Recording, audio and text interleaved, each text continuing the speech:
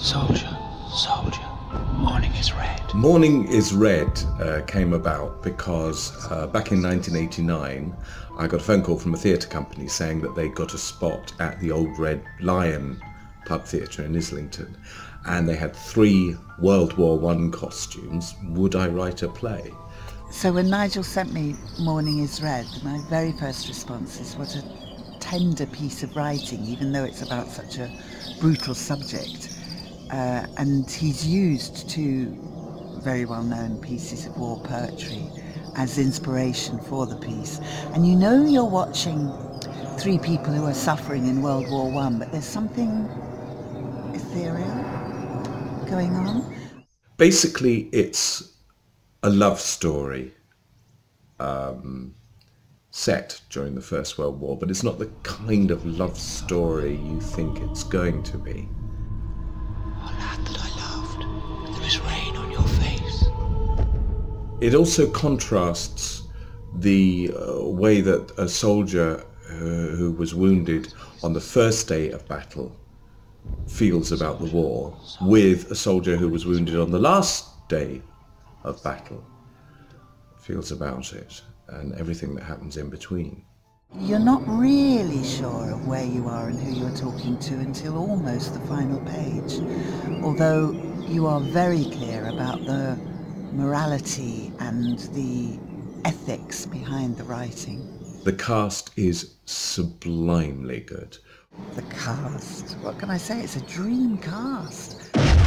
Andrew is an officer in the First World War who, like many people, has gone into the war with the optimism that they are doing right and that they must fight for the good of mankind, and realises after a while that the excuses with which the war started don't hold true after a while, and has become thoroughly disillusioned by it all.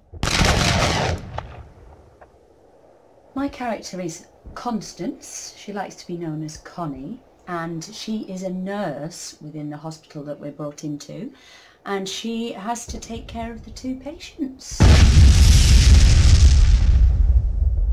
Len is a frantic young soldier who was shot on the first day of the First World War, and his journey through the play is he has lots of peaks and troughs. He's very unpredictable in terms that he can be happy one minute and absolutely raging the next minute, and then back down to happiness.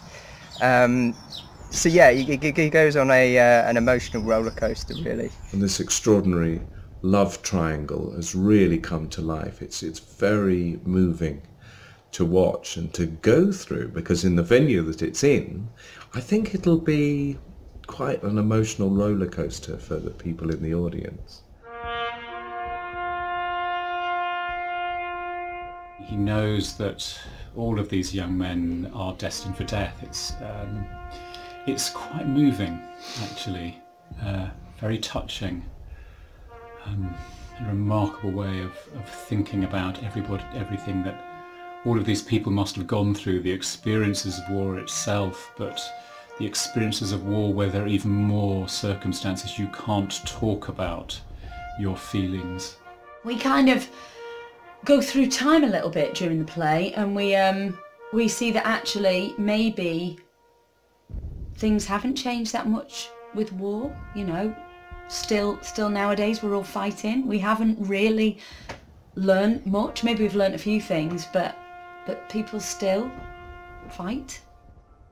I think it's really relevant at a time when, whether we're saying it or not, a lot of people feel, rightly or wrongly, that we're heading towards a 3rd World War, whatever that may mean, despite all the lessons we should have learned from the First and the Second and every war that's been fought since. And beauty came like the setting sun. The danger of going out and saying we must fight for the right without having stopped to think what is right, who is right, or whether this is a misunderstanding, it's posturing to hold on to power that you might be losing.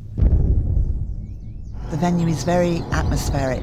We're going to be lit by candlelight, which really does add to and support the text. It's the police cells underneath the town hall in Brighton. All very exciting. Go down the stairs of the old police cells under the town hall in Brighton, and all of a sudden they're on the battlefront in the First World War. I mean, it's extraordinarily immersive, and Soldier. the performances will just red. you'll never forget these performances. I guarantee it. Oh, lad that I loved, and there was rain on your face.